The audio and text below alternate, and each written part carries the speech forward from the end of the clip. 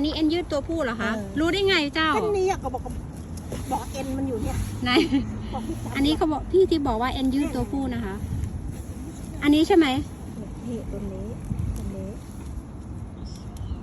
แต่กินได้ใช่ไหม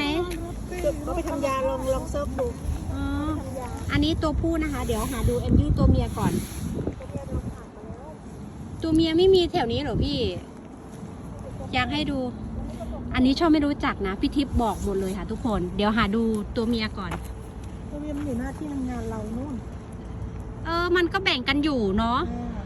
อันนี้ตัวผู้จะแหลมตัวเมียจะคมจำได้ไหมนี่ค่ะเป็นยานะคะทุกคนเขาบอกว่าพี่ทิพย์บอกว่าใครที่เส้นอะไรนะเส้นยืดเหรอคะปวดเส้นปวดอะไรเงี้ยเอาตัวนี้ไปใช้ได้ค่ะเขาเรียกยาเขาเรียกยาเส้นยืดใช่ไหมยาเอ็นยืด นี่อันนี้ตัวผู้เด้อ